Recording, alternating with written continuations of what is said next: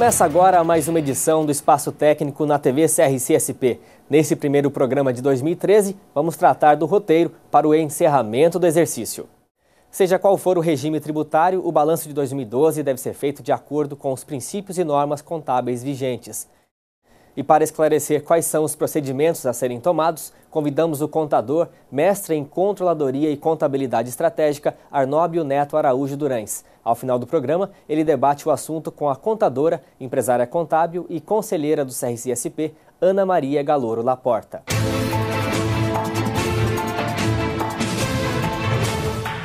Olá, amigos contabilistas. É um prazer estar com vocês novamente, que vamos abordar hoje um tema bastante interessante e bastante pertinente para a época do ano. Vamos estar falando hoje sobre roteiros para encerramento do balanço exercício 2012. Então vamos estar comentando alguns pontos críticos que nós consideramos no fechamento de balanço e chamar a atenção dos contabilistas para que a gente, antes do fechamento, que a gente tome algumas atitudes, algumas cautelas para que se feche um balanço conforme a nossa legislação, conforme as nossas normas brasileiras de contabilidade, Não deixar passar nada em branco. Um dos primeiros tópicos que nós abordamos no fechamento de balanço, se faz necessário primeiro que nós tenhamos aí o balancete de verificação. O balancete, como eu costumo chamar, é um pré-balanço, ele é mais analítico, ele tem mais as suas contas detalhadas, aonde nós podemos averiguar todos os saldos e se estão realmente corretos. Daí a conciliação contábil. Então, o primeiro passo para um fechamento de um balanço, nós temos o levantamento do balancete. Ele é ordenado, as contas conforme a sua natureza, ou seja, nós temos lá as contas ativas, temos as contas passivas, temos lá o nosso patrimônio líquido e, findando, temos as nossas contas de despesas, custos e despesas e as nossas receitas, Com tudo isso, nós conseguimos aí conferir essas contas para que no próximo passo a gente consiga dar andamento ao fechamento do balanço. A conciliação dos saldos é algo muito importante e que nós não devemos deixar apenas para dezembro. Os saldos, eles têm que ser conciliados mensalmente.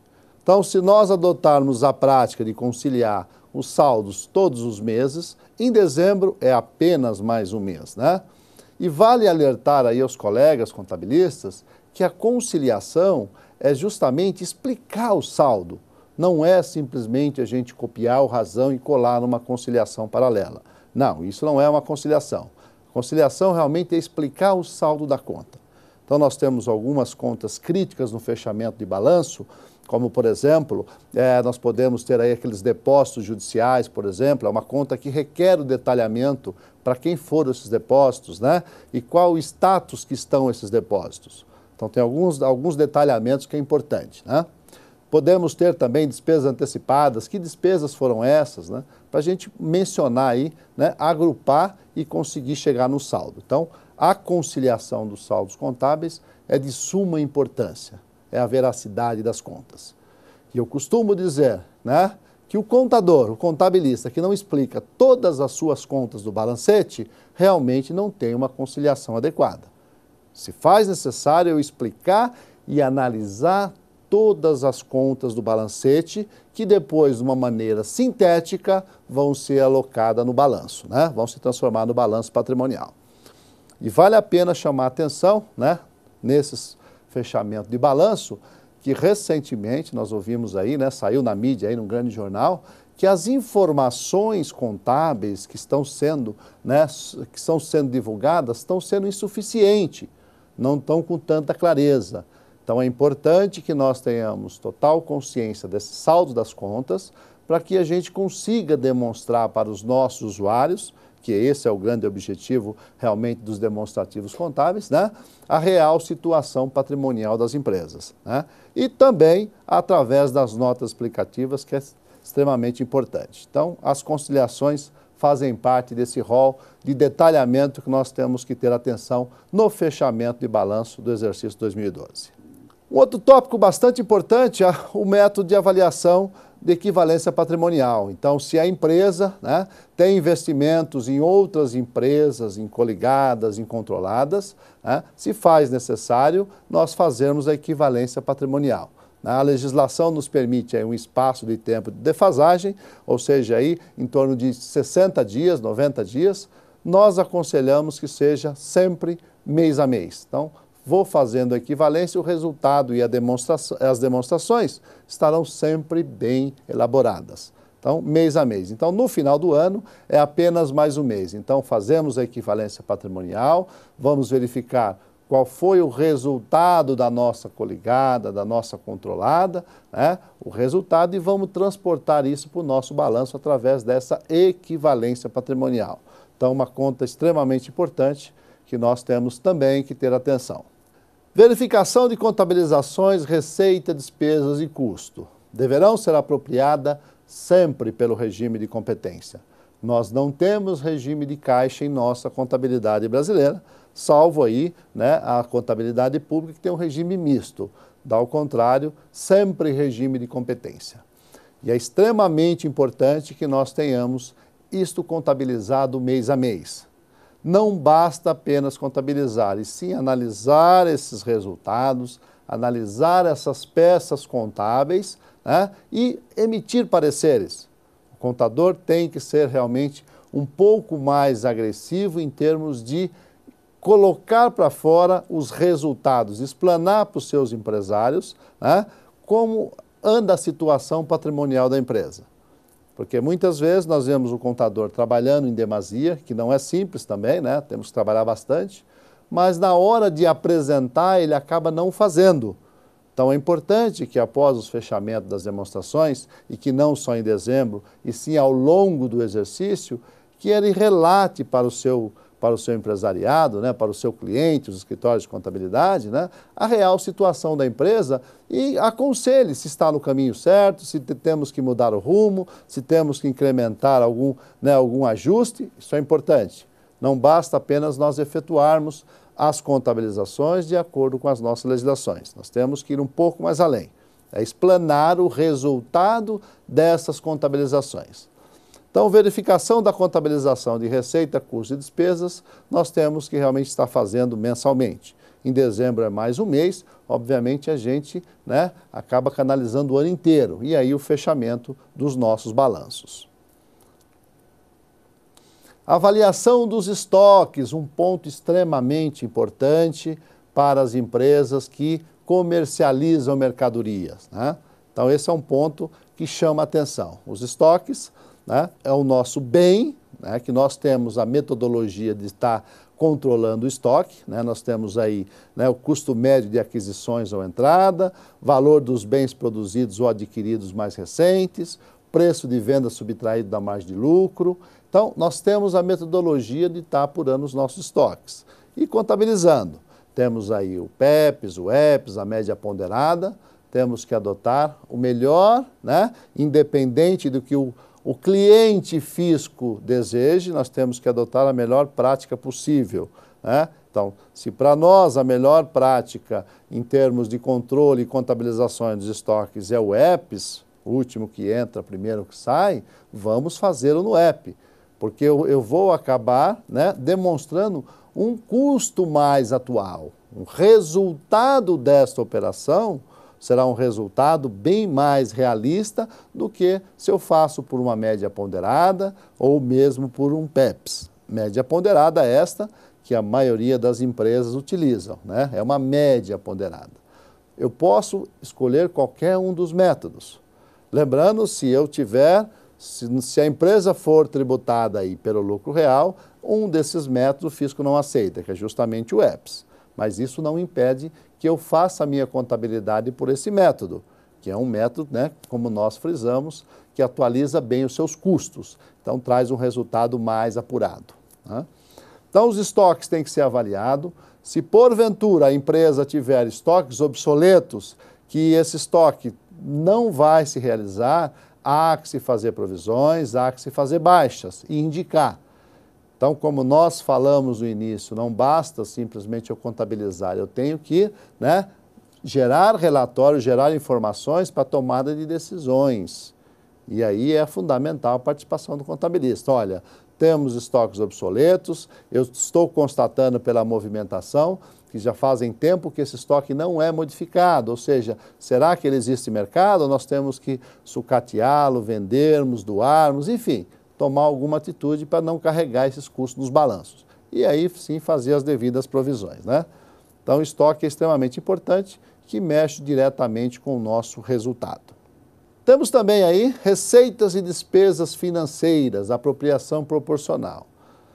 Então, nós chamamos muita atenção com relação à receita e despesa financeira, porque esse tipo de contabilização acaba gerando também cargas tributárias para a empresa. Então, se nós somos sabedores que no nosso balanço nós explicamos todas as contas, seja elas de ativas e passivas, né? Então nós mantemos as contas e contabilizamos tudo que seja financeiro com relação a ela, né?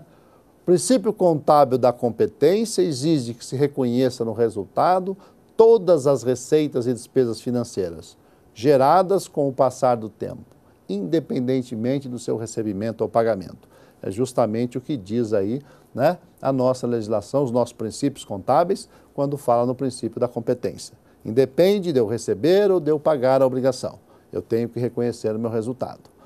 E quando nós falamos que isso gera, muitas vezes, receitas tributáveis, nós temos que analisar bem as minhas contas do balanço. Porque, caro contabilista, caso você tenha assumido alguma empresa recente e você tem, né, contas que já vem vindo há alguns anos, né, está lá estacionada no balanço por estar, nós temos que tomar atitude. Ou seja, se eu tenho alguma conta que eu não explico, que não vai dar resultado, nós temos que baixar isso, não carregar isso no balanço. Não faz sentido. Um exemplo que eu vejo muito aí é aquele compulsório dos combustíveis, né? Nas nossas consultorias por aí eu vejo muito tempo, né? Então você tem lá aquele compulsório dos combustíveis contabilizado lá no seu ativo. Já se passaram muitos anos, né? Ou seja, talvez a documentação, suporte disso nem existe mais, a empresa não tem um planejamento para entrar com processo judicial contra o governo, né? Então, para que manter aquilo lá, sendo que você tem que atualizar aquilo? Quando você atualiza, você gera receita tributável. Então, muitas vezes é interessante numa reunião, olha, vamos baixar isso para perda que nós não vamos recuperar, né? Fazer uma provisão. Isso é um realismo do balanço. Isso é trazer o balanço à realidade, né? E é dessas informações que nós precisamos, informações precisas, corretas.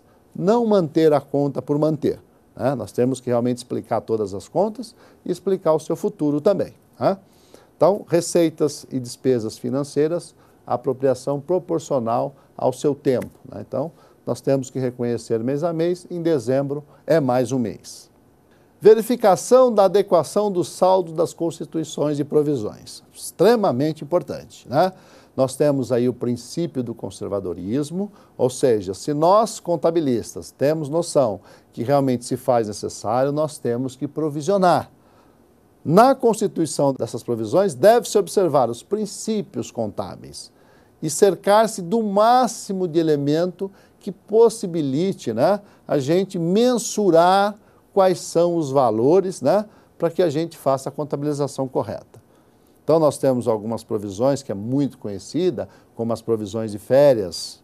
Então, essa provisão, nós recebemos informações lá do departamento pessoal das férias acumuladas, né? E se porventura essas provisões não estejam corretas, eles tornam e lançam novamente, de acordo com a informação que vem lá do departamento pessoal.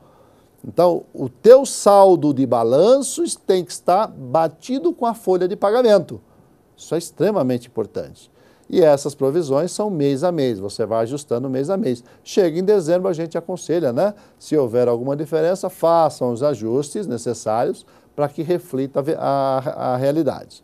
Então, provisão de férias, os respectivos encargos também fazem parte. Como também a provisão do 13º, que foi sendo constituído ao longo, né? Ao longo do tempo. Normalmente, agora em dezembro, ela zera, normalmente. Salvo algumas empresas aí que alguns funcionários ainda não têm ainda um saldo que deve ocorrer no ano subsequente, né? Mas normalmente zero, e aí começamos novamente em janeiro, 1/12avos, fevereiro, e aí vai. Então, todas as provisões que referem-se ao ano em curso têm que constar no balanço, né? E aí, em 2013, nós vamos efetuar as devidas baixas, né? Perfeito. Constituir provisões de férias suportadas por cálculos efetuados, como nós falamos, né? Saldo da provisão do 13º, também relatamos que ela será zerada, né, ao final do ano, salvo algumas situações. Provisões para contingências fiscais não tem sua dedutibilidade permitida, o que não significa dizer que eu não deva fazer.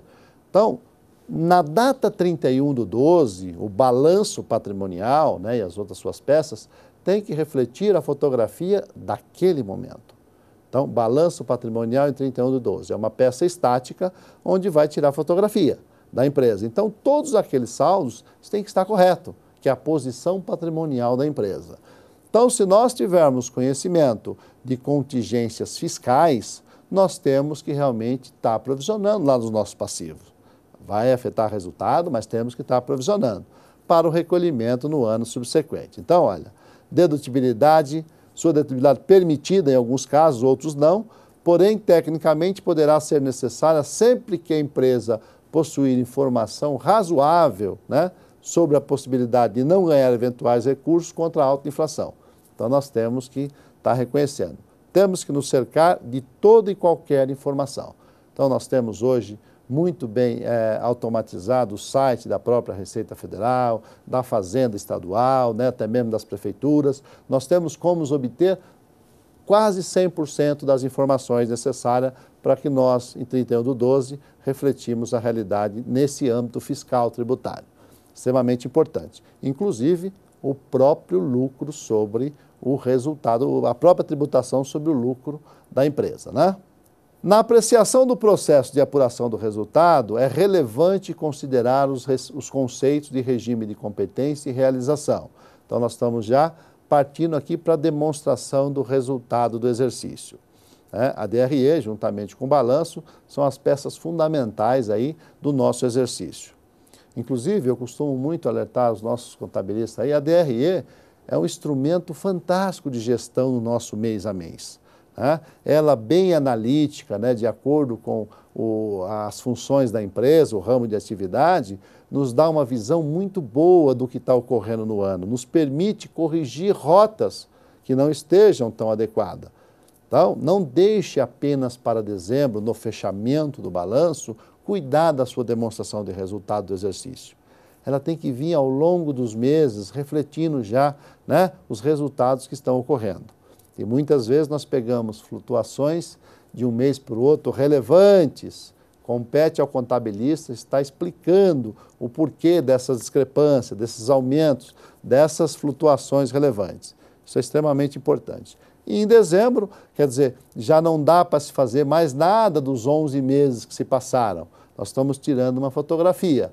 Então, mediante isso, nós temos os dados do exercício. Vamos encerrar o balanço, vamos demonstrar o resultado do ano. Se nós trabalhamos mês a mês para esse resultado, com certeza nós corrigimos as rotas. Então, o resultado tende a ser o melhor possível. Que é isso que os nossos empresários, né, esperam de nós, né? Em essência, o regime da competência relaciona a receita aos fatos dos quais decorram aumento do patrimônio líquido e despesas aos fatos dos quais decorre diminuição do patrimônio líquido. Então, nós contabilizamos tanto as receitas quanto as despesas. As despesas se fazem necessárias justamente para gerar essas receitas. O que nós temos que ter é o controle dessas despesas. E aí o contabilista entra fortemente. Então, esta DRE controlada mês a mês é um grande suporte para a elaboração do budget, do orçamento do ano seguinte, que normalmente nós fazemos isso final de setembro, começo de outubro, nós já temos que desenhar o que nós vamos querer ser no ano seguinte. Então, olha a importância do fechamento do balanço, né? Que alguns anos atrás era apenas em dezembro. Hoje nós fechamos balanço quase todos os meses.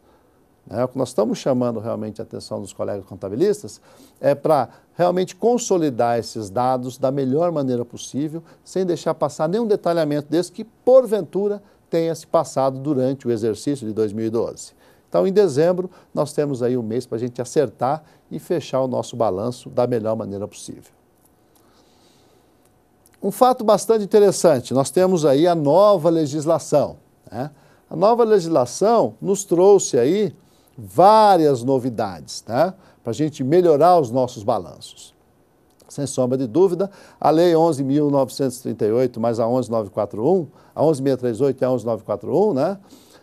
Trouxe grande né, contribuições para a nossa contabilidade.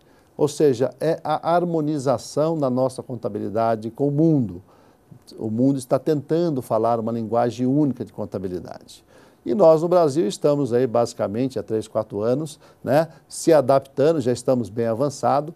Então nós temos que ter alguns cuidados, né, alguns detalhamentos que não eram utilizados no passado. Então, nesse mesmo fechamento de balanço, nós temos aí 2 tópicos que está sendo bastante discutido e nós temos já legislações pertinentes, são o valor justo, que nós temos que considerar, né, e valor presente. Então, temos que também ajustar isso em nossos balanços. O que seria esse valor justo? O valor justo dos nossos ativos, né, é justamente o valor que eu transaciono com terceiros sem influência, sem pressão, né, de terceiros. Esse é o valor justo, é o valor de compra e venda entre as partes, que a gente acordam entre as partes. Então nós temos que reconhecer isso nos nossos balanços. E o valor presente são aqueles valores ativos e passivos que estão indexados por alguma taxa de juro futura e que no fechamento do balanço requer expurgar. Obviamente isso vai afetar o resultado. Pode ser ativo e pode ser passivo, ou seja, pode afetar o resultado tanto na receita quanto na despesa. Mas nós temos que trazer ele a valor presente na data de fechamento do balanço. Isso são novas práticas de contabilidade que nós não tínhamos, né? Então nós temos que estar também praticando isso. E um fato bastante interessante, né, que a gente está sempre frisando aqui aos colegas, agora veio para ficar, que é a contabilidade das pequenas e médias empresas, até mesmo com o IFRS, ou seja, já estamos também na pequena e média empresa com o padrão internacional de contabilidade, né? Inclusive, nós temos aí a própria resolução do Conselho Federal de Contabilidade, 1255 de 2009, que aprovou a NBC-TG, né, 1000, que trata do assunto pertinente justamente à pequena e média empresa, né? A importância dela é tamanha, ela representa hoje praticamente 98% das empresas do país.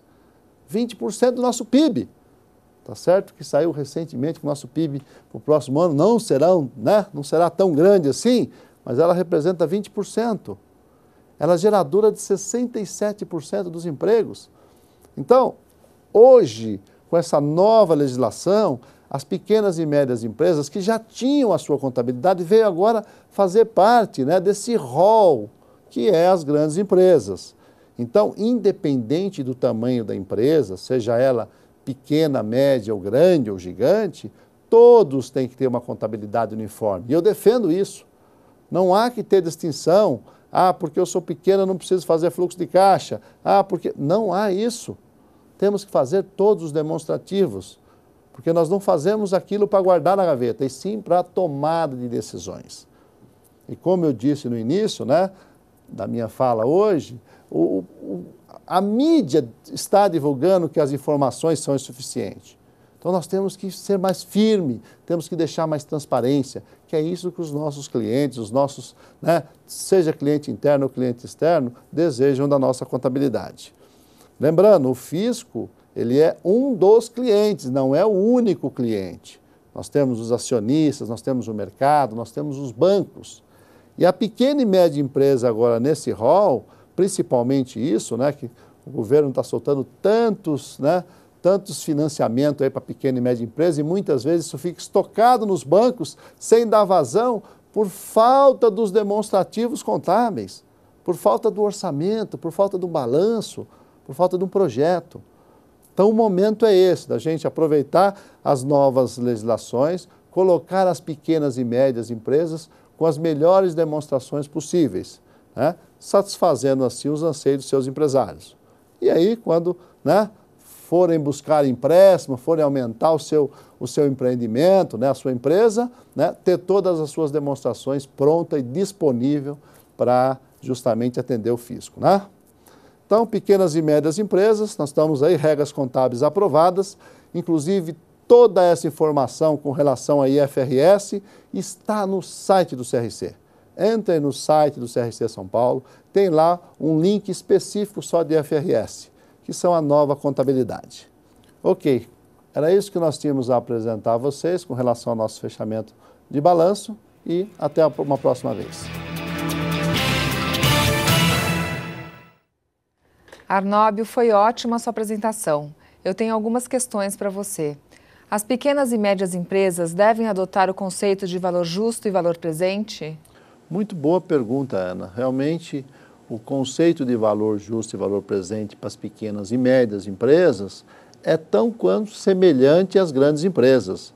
Ou seja, como nós explanamos, o mesmo critério que as grandes empresas e médias empresas estão adotando, as pequenas do mesmo jeito. Ou seja, vai pegar lá os seus ativos e passivos, considerar a valor presente, vai pegar lá os seus ativos e também considerar a valor justo. Igualzinho. Ou seja, com isso nós estamos preparando as pequenas e médias para ser uma grande empresa no futuro. Já está tudo pronto, os balanços são os mesmos, independente do tamanho da empresa. Então, devem sim, inclusive, conforme a norma técnica, é recomendável que se faça.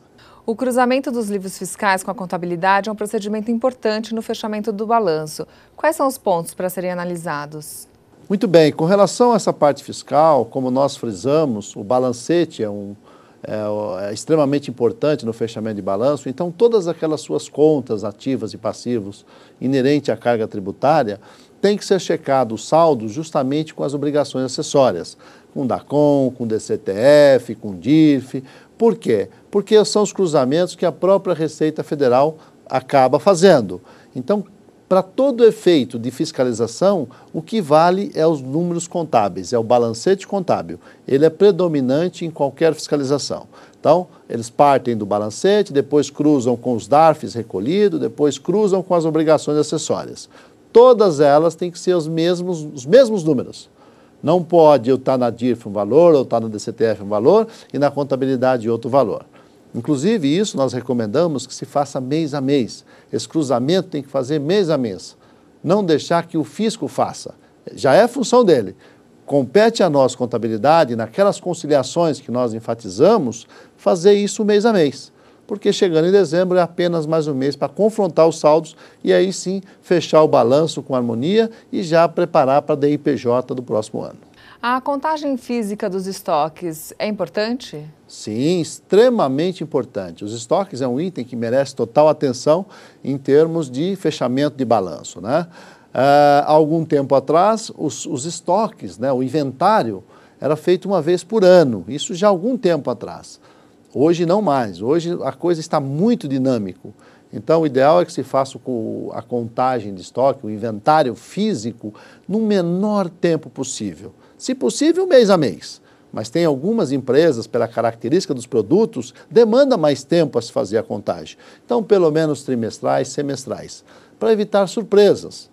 E até mesmo isso dá um conforto, isso dá uma garantia aos números contábeis, né? Se tivermos que efetuar algum ajuste no fechamento, que seja feito em dezembro e seja explicado o porquê desse ajuste. Inclusive, as próprias companhias de seguro, para efetuar o seguro, para avaliar os valores desses estoques, muitas vezes solicitam os inventários, os livros de inventários, e isso está na lei. Eu tenho que manter o meu livro de inventário de todos os meus estoques. Então, é um item fundamental e que, se bem trabalhado, não há que ter grandes ajustes. Ok? E você poderia falar um pouco sobre provisão para perda? Boa também. Provisão para perda é outro item do nosso balanço que nós temos que ter total atenção, né? Qualquer sintoma que a empresa vá perder algum dos seus ativos, é extremamente importante que o contabilista, naquele princípio do conservadorismo, já faça a provisão para perda. Até mesmo dos próprios estoques, como nós falamos. Se houver estoque obsoleto que não irão se realizar, por exemplo, né, nós já temos que fazer uma previsão para perda. Se nós tivermos algum investimento que nós estamos percebendo que haverá perda, temos que fazer provisão. Uma perda muito comum que nós tínhamos e no passado, basicamente era estampado em todos os balanços e hoje raramente nós enxergamos, é a provisão para devedores duvidosos. Não deixa de ser uma perda se o histórico da empresa assim revelar. Então, independente se é dedutível ou não, dependendo da modalidade tributária de cada empresa, se faz necessário se fazer a provisão para devedores duvidosos.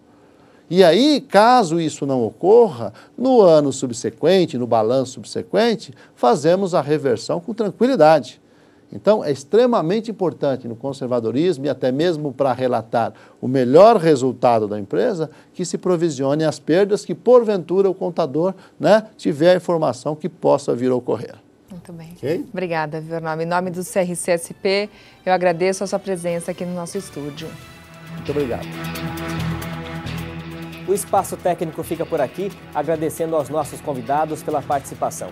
Outras informações importantes para o setor contábil você confere nos programas CRC-SP Notícias, canal IFRS-PMEs e também no CRC-SP Conversa. Continue ligado na TV CRC-SP e até a próxima!